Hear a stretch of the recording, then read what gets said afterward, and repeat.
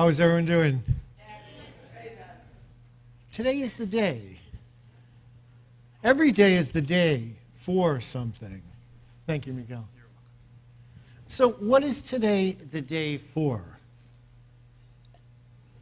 In our book study, Spiritual Economics, we're going to talk about how to reverse financial adversity.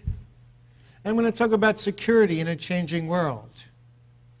But know that each one of us wake up.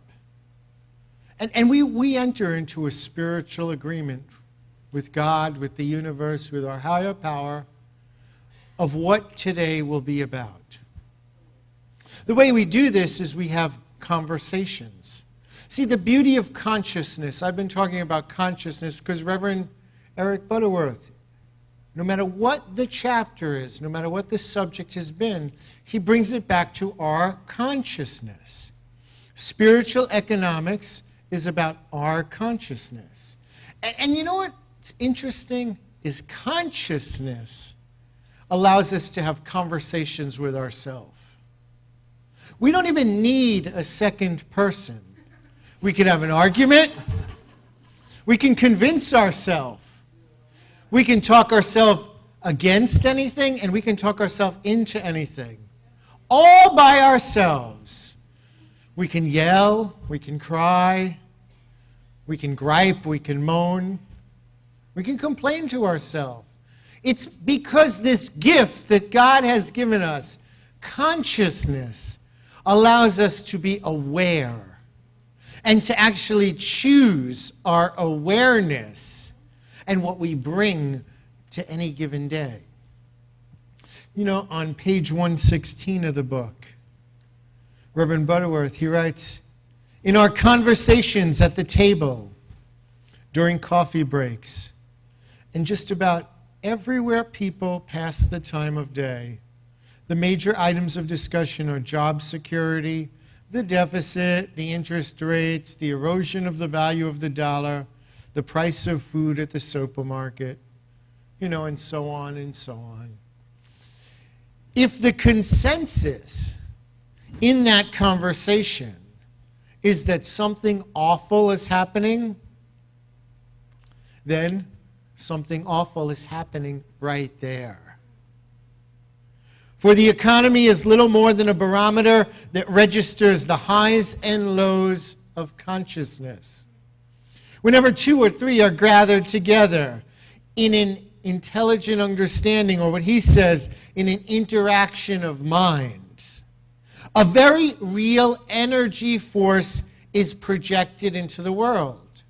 So in those conversations about lack, in those conversations about, jobs, there's a very real energy that we project into our world. If it happens to be a prayer group or a positive discussion group, then there is healing or there is prosperity influencing. If the sharing is of negativity, as it so often is the case, then the consciousness that goes forth is a beacon of darkness. We know that darkness. We've heard those old voices. Why? Because they talk to ourselves in our own conversations. But we can do something. We can do something when that voice inside of us is trying to tell us fear, lack, negativity, doubt, insecurity. And we can do something when the voices outside of us are trying to get us to buy into all those lesser than God qualities. We can position ourselves at that very moment, and we can squarely stand and firmly stand on the side of potential.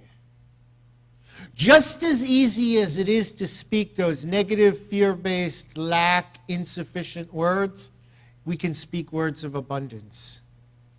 Words have power, and we can be the voice of abundance in that conversation.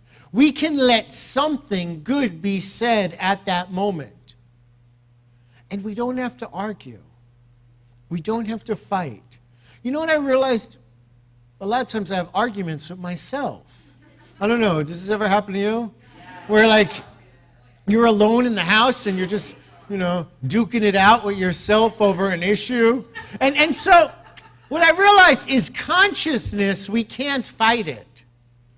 We can't fight a negative consciousness. Because in fighting, we lower ourselves to the lesser than God level that we're seeking to heal our mind from. With consciousness, we can do a few things. We can enlarge it. We can stretch it.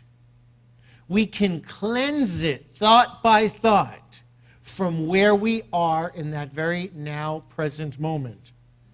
And so knowing this, I had a realization that we can't fight our way through financial adversity. Whatever it is, we can't fight our way because ultimately, in the struggle, we beat ourselves up.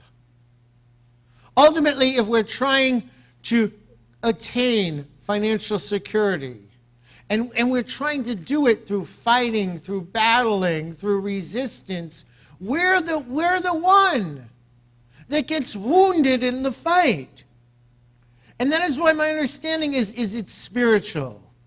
There's always a spiritual understanding as the solution to the appearance of a problem. And as we invite a spiritual understanding, what we're really doing is inviting a change into our lives. And the change into our lives is the outer sort of circumstance that is a direct effect of our change of our mind. First, where we do have complete control, where we do have unilateral power, is our mind. Too often we try and fight to change something we have absolutely no control over, when we can start at the place we have all control over. In those moments, I really believe a spirit of abundance is what we can hold on to. We don't need it to come from outside. We already have it within us. And I tell you that it takes some real courage to allow a spirit of abundance to run our finances. Because then we take our small self out of the picture. And in taking our small self out of the picture, we're actually audaciously surrendering to the appearance of the picture and not giving up power. Too often, we're fighting the picture, and in fighting the picture, we're giving up our inner power.